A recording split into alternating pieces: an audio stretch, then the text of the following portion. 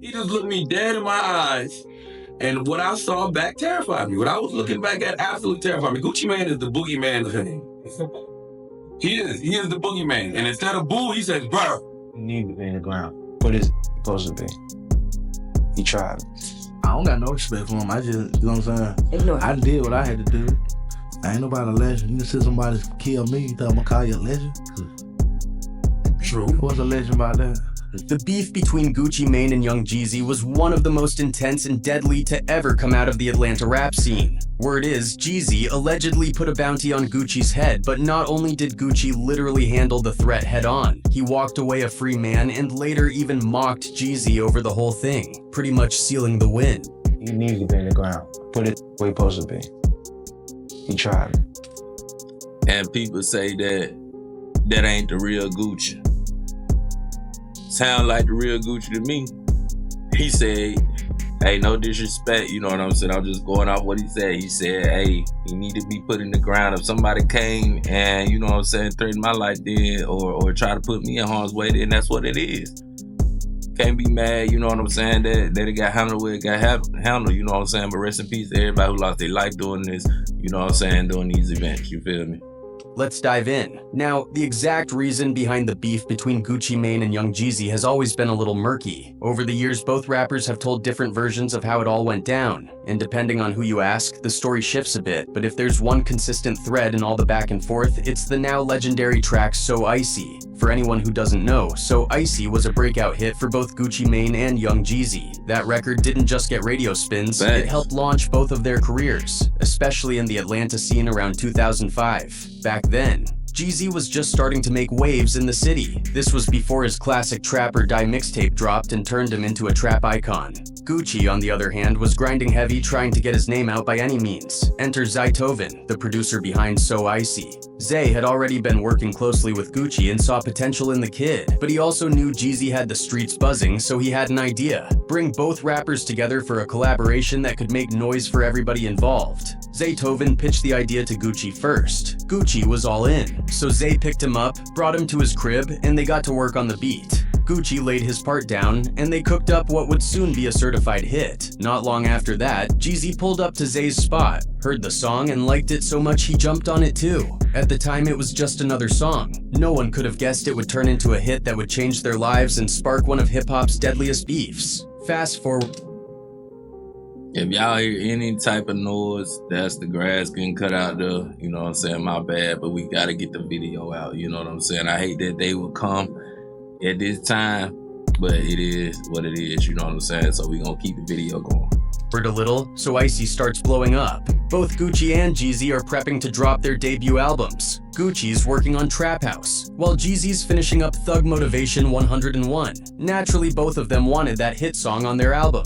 Here's where things got shaky. Even though both Gucci and Jeezy have publicly denied fighting over the song, to everyone on the outside looking in, it looked like that's exactly what happened. In the end, So Icy landed on Gucci's Trap House album and not on Jeezy's Thug Motivation 101. And the biggest issue was that it wasn't even the decision itself, it was how it all went down. From Jeezy's side, he felt like there was no communication. One day the song is out, and next thing he knows, it's sitting on Gucci's album with no heads up. That move rubbed Jeezy the wrong way. He felt played, disrespected, and in hip-hop, when you feel like someone's crossed you, there's only one way to respond: the booth. So Jeezy dropped a diss track called Stay Strapped, and he came for Gucci's neck. He didn't sugarcoat anything. The most infamous line from that track was, "I got a bounty on that ish, dude, 10 stacks. So if he come to your town and you just happen to snatch that mother F off his neck, I'ma shoot you the 10 stack, man, so I can cremate that mother F." When Jeezy dropped Stay Strapped in May 2005, it blew the whole thing wide open. Fans couldn't lie, the track was fire. From the menacing beat to Jeezy's cold delivery, he came with real venom. But the part that really had people talking, the part that crossed a line for many, was when Jeezy put a $10,000 bounty on Gucci's chain. See, in rap beefs, diss tracks are expected. A little name calling, some hard bars, it's all part of the game. But once you start offering money to have somebody's chain snatched, especially in a place like Atlanta where things can turn deadly real fast, that's when the gloves come off. And it wasn't just about jewelry. The streets knew what that bounty really implied. Snatching Gucci's chain could easily turn into something way more violent. And with Jeezy's name being tied to BMF, the infamous Black Mafia family, that only raised the stakes. BMF were a powerful organization with deep ties to the streets and millions moving through the trade. Jeezy being connected to them gave him a certain weight, so that $10K offer felt like a green light. But here's the thing, Gucci Mane wasn't no pushover. He had his own street credibility and wasn't new to danger. So when that track dropped, Gucci didn't just sit back. He came with heat of his own. Just a few weeks later, still in May 2005, he fired back with Round 1, his diss track aimed straight at Jeezy. From the very beginning of the track, Gucci didn't hold back. Before the beat even drops, he kicks things off with, "That dude, young Jeezy man, that dude fake." And in the chorus, he made it crystal clear this wasn't going to be a one-off. "This is round 1 of Gucci Mane versus Jeezy," he declared. But right when everyone thought it might stay on wax, things took a dark and dangerous turn. On May 10th, 2005, just days after all this back and forth, Gucci was at a woman's house in Decatur, chilling, not knowing what was about to go down. According to reports that night, 5 men burst into the house and ambushed him. He visited a young lady, went over to her place. She was there, he was there. At one point, she opened up a door. 5 guys come running in. They didn't just try to rob him, they allegedly... So that's how it all went down. Okay, so I ain't gonna say so somebody was sent to the house, 5 dudes, and okay, so it makes sense now. It makes sense. I was trying to always figure out like how Gucci you know what I'm saying, got away what he got with, but now it makes sense. I mean, if they ran in on the crib on you, yeah, man, self-defense all day. Police started beating him down and even threatened to kill him. But Gucci wasn't the type to fold under pressure. Living up to the street persona he rapped about, he fought back. In the middle of the chaos, he managed to grab a gun and start firing. Shots rang out. In the scuffle, one of the attackers was hit, and the rest ran off. The woman at the house reportedly fled too, terrified. The other guy had a weapon, hit one of the other guys with a weapon. It became a situation where he defended himself. The man who got shot, he turned out to be Henry Pookie Lock Lee Clark III, a rapper affiliated with Jeezy's crew and someone Jeezy reportedly grew up with. Days later... Okay, now it making sense. Yeah, it making sense now why he was disrespecting him at that verses, and you know what I'm saying? Hey, okay, so if y'all didn't know, that's what happened. So that's how it all began, you feel what I'm saying? It makes sense. Lock's body was found behind Columbia Middle School in Decatur. The aftermath hit hard, word spread like wildfire, and the situation instantly went from rap beef to real-life tragedy. Gucci Mane became the center of a murder investigation. Not long after, a warrant was issued for his arrest, and Gucci turned himself in. He was officially charged with murder. While sitting in jail, Gucci called in for a phone interview to tell his side. "I just want everybody to know I'm not a murderer," he said. "I was upset, scared a little bit, but I had to do what I had to do. You gotta be a man about it. I'm not a bad person. I have remorse for everything that happened." Meanwhile, Jeezy tried to distance himself from the whole ordeal. Even though Pookie Lock was part of his camp and someone he had history with, Jeezy denied having any involvement in the attempted attack. He brushed it off like Gucci was using the incident for clout, trying to sell records off the drama. And in a way, both sides were living completely different lives. Gucci was locked up facing a murder charge, his career on pause. Meanwhile, Jeezy was outside, riding the wave of success. Fast forward to January 17th, 2006, and Gucci Mane finally went to trial. His defense was simple. It was self-defense. He testified that the men had broken into his home, attacked him, and threatened to off him. A key witness, likely the female friend, backed up his story. The court ruled in Gucci's favor. I'm just trying to figure out, man. Anyway, if somebody break into your house, what we going to trial for? Why we gotta do all that? Why you even locking them up? You know what I'm saying? If somebody break into your house and try to rob you, you still gotta sit in jail. You gotta go through trial. You gotta spend money on lawyers just to, you know what I'm saying, prove that somebody tried to rob you or take you out or do something to you. You know what I'm saying? That don't make sense, man. justice system be tripping, bro. And he was acquitted of all charges. By the time Gucci got out, nearly a year had passed. Most people assumed the beef had died down, especially after everything that had happened. But Gucci surprised everyone when he went back to the studio and dropped a diss track called 745. This song reignited the tension, as Gucci took shots at Jeezy again. Do I smell pee? Nah, that's Jeezy. You ain't a snowman. You more like a snowflake, cupcake, cornflake. Dude, you too fake. Fans couldn't believe Gucci would go there, especially after his legal battle. But the track was fire, and it seemed like Gucci wasn't ready to let things go. Jeezy, however, decided not to respond. For a moment, it seemed like things might settle down. But then, 2 years later in 2008, Gucci teamed up with DJ Drama, a close friend and collaborator of Jeezy's, to release a Gangsta Grillz mixtape called The Movie. This move didn't sit well with Jeezy. Drama and Jeezy had made history together with their iconic mixtapes, so Drama working with Gucci felt like a betrayal. Drama, however, always maintained that he wasn't picking sides. He saw himself as neutral, refusing to get caught up in the drama between the two rappers. By January 12, 2009, the tension between Jeezy and DJ Drama reached a boiling point. That night, at a screening for the movie Notorious, Jeezy and Drama's entourages ran into each other and things popped off. The crews clashed, turning the event into a chaotic scene. This was just months after Jeezy publicly dissed Drama, calling him a cornball and a B for working with Gucci Mane. The tension between all sides was bubbling over.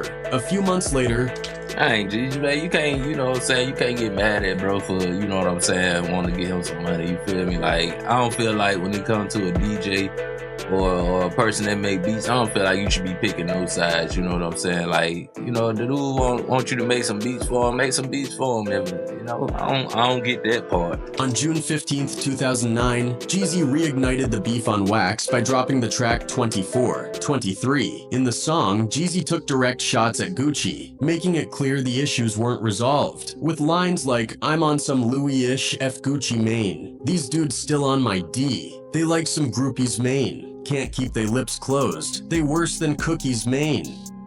Fans were bracing for Gucci to respond, but surprisingly, he didn't. For a while, it seemed like the beef might simmer down again. Then, in a shocking turn of events, on December 4th, 2009, Gucci Mane announced a collaboration with Jeezy. The announcement caught everyone off guard. Nobody thought the two could ever set their differences aside, especially given how violent things had gotten. Gucci, who was locked up at the time, called into a radio station alongside DJ Drama to declare a truce. During the call, Gucci said, "It's way bigger than all of us. The city has been supporting us and they deserve this. We're getting older growing up, so let's do it for the city." The news was a major surprise, and fans were cautiously optimistic. The two released the track Trap or Die 2, and it was well received.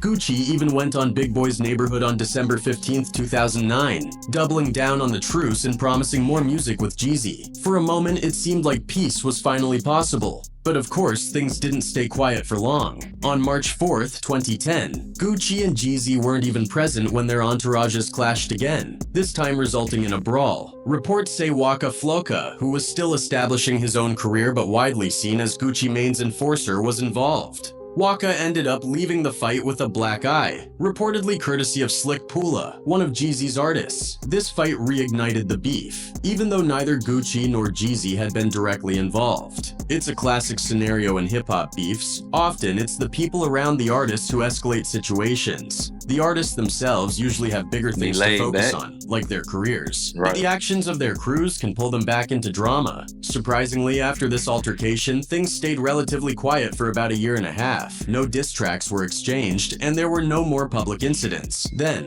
on August 11th, 2011, Gucci Mane officially closed the door on any hope of reconciliation. In an interview, he said, "I can't see myself ever rapping with Jeezy again. It's not something that's repairable. We did what we did, and we can just coexist without crossing paths." Months later, Jeezy appeared on MTV's Rap Fix Live on December 11th, 2011. During an interview with Sway, he was asked about the origins of his beef with Gucci and whether it could be repaired. Jeezy dropped a surprising revelation. He claimed the beef started because Gucci was upset that Jeezy didn't perform So Icy with him. Jeezy explained that at the time he was undergoing throat surgery, which he hadn't told anyone about, not even his label. According to Jeezy, this misunderstanding snowballed into the infamous feud. Fans were left wondering if this was the full truth or if Jeezy was trying to rewrite the narrative. Either way, Gucci had a very different perspective. In 2012, Gucci Mane appeared on The Breakfast Club and made it clear he had zero respect for Jeezy. When Charlemagne asked about squashing the beef or recognizing each other as legends, Gucci didn't hold back.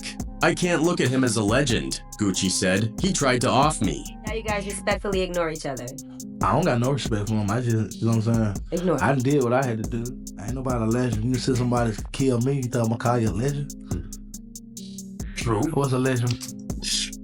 Hey, Gucci just went on live broadcast and said that the boy tried to off him. You know what I'm saying? Now, I think if it was like around this time, 2025, if you did that, I think you would be,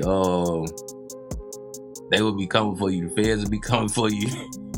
It'll be Rico and Jeezy right now. You know what I'm saying? See, all the OGs of the rap game, you know what I'm saying? They done slowed down, man. They done gave it up. Jeezy, Gucci, you know what I'm saying? Just Bird, man. You know what I'm saying? All these people that you know had stuff really popping. You know what I'm saying? You know, Master P, all them people.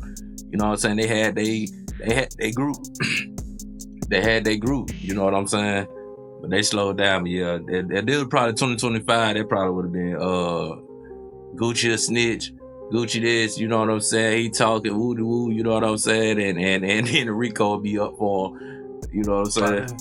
This was during a period when Gucci was going off the rails. He was making headlines for his erratic behavior, going on wild Twitter rants, and dissing anyone in his path. Gucci himself admitted during the interview that he felt like something bad was going to happen if he didn't go to jail, whether to himself or someone else. 2 days after Gucci's explosive Breakfast Club interview, Jeezy appeared on Big Boy's Neighborhood to respond. He downplayed the situation, saying, "Man, everybody knows that boy is Ain't nobody taking him serious. He got an ice cream cone on his face. Let's be real. I'm not going back. I'm going forward." Jeezy's tone was dismissive, making it clear he wasn't interested in reigniting the beef.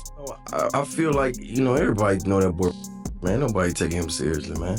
Damn. You know, he got an ice cream cone on his face, right? Let's be for real. But Gucci felt differently. He took to the studio and dropped one of the most infamous diss tracks in hip-hop history, The Truth. Gucci aired out everything he had to say about Jeezy, sparing no details. One of the most infamous lines from the track was, "A $10,000 bounty put on my neck. I hope you didn't pay them, because they didn't have no success." Gucci didn't hold back. He aired everything out, from accusations of Jeezy getting robbed to questioning his parenting. He even dragged R&B singer Keisha Cole into the drama, claiming Jeezy was in love with her while she was allegedly with other men, though Keisha later denied these claims. It was a diss track that didn't just attack Jeezy's career, but aimed to humiliate him on a...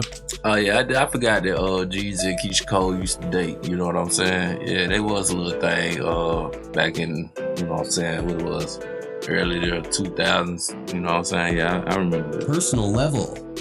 To his credit, Jeezy chose not to respond with another diss track, a decision many saw as wise. At the time, Gucci Mane was going through a tumultuous period. He was heavily into drugs and was increasingly erratic, making him unpredictable and even more dangerous as an adversary. Gucci was also escalating the feud in other ways, such as publicly betting $100,000 that he could beat Jeezy in a fight. Shortly after this, in 2014, Gucci Mane pleaded guilty to possession of a firearm by a convicted felon and was sentenced to 2 years in prison. This marked a turning point. During his time in prison, Gucci seemed to reflect on his life and his choices. When he was released in 2016, he emerged a different man, physically leaner, mentally sharper, and more at peace.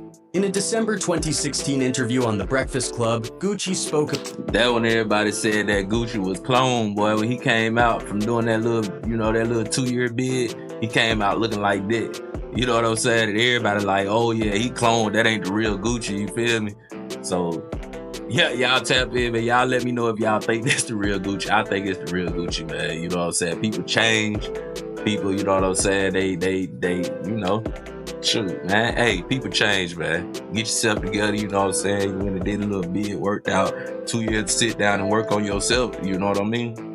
about his perspective on beefs, including his issues with Jeezy. and T.I. He explained that while he didn't consider it active beef anymore, he also had no interest in pretending to be friends. "We ain't got nothing to speak about," he said. "You do your thing, I do mine. We ain't got to be at odds, but at the same time, I don't want to slap your hand. I don't want to speak." For a while, the feud remained cold. But in April 2020, Gucci stirred the pot again by sharing a comedic recreation of his infamous confrontation with Pookie Lock on Instagram. The video mocked the situation, and Gucci's caption, but for ignited chatter about the beef. Later that year, in July 2020, Jeezy appeared on T.I.'s podcast, Expeditiously, and discussed the possibility of ending the feud. Jeezy acknowledged that it would require a private, serious conversation, likening it to a mafia backroom conversation. He also recognized the business potential in squashing their long-standing issues, saying, "What I've learned over the years is that it's big business. People that went to Yale still do business with people that went to Harvard." By September 2020, the idea of a versus battle between Gucci Mane and Jeezy gained traction. The series, which brought artists together for friendly competitions celebrating their careers, seemed like the perfect stage for the two to finally put their history behind them. Initially, Jeezy revealed that Gucci had respectfully declined to participate in a versus battle during an interview on The Breakfast Club. But just a few months later, in November 2020, fans were shocked when it was announced that Gucci Mane and Jeezy would face off in a versus battle. The event was one of the most anticipated in the series' history, given their violent and turbulent past. And I ain't gonna count, that was one of the hardest verses. You know what I'm saying? Everybody was tuned in. If you wasn't tuned in, then you missed out. You know what I'm saying? But you can always go on YouTube or, you know what I'm saying, something like that and watch it. But yeah, one of the best verses. You know what I'm saying? I ain't gonna count. But your boy Gucci, he wasn't really, you know what I'm saying, trying to, you know, put out no fake image. He was giving it to Jeezy. You feel what I'm saying? Now who run the verses? I don't know, cause I'm fans of both of them. You know what I'm saying? You know what I'm saying? I support both of their music. You feel me? But yeah, man, it definitely was the best verses. The battle itself was intense, with both rappers playing some of their biggest hits. But the moment that shocked everyone was when Gucci performed The Truth, his 2012 diss track targeting Jeezy and referencing the killing of Pookie Lock. "Put that in the dirt. I tell you what, smoking on Pookie Lock tonight." Many saw it as a bold and inflammatory move, and Gucci faced criticism for bringing up such a painful chapter in their history during what was supposed to be a celebration of their careers. Since then, the beef between Gucci Mane and Jeezy has remained dormant, and fans hope it stays that way. Yeah. You know what I'm saying? Hey, man, but like I said before, bro, that was one of the hardest verses, you know what I'm saying? I ain't gonna count, but you know what I'm saying? I appreciate y'all for, you know what I'm saying, kick back watching the videos with me. You know what I'm saying? This is Jackpot's reaction, and until next video, I'm out.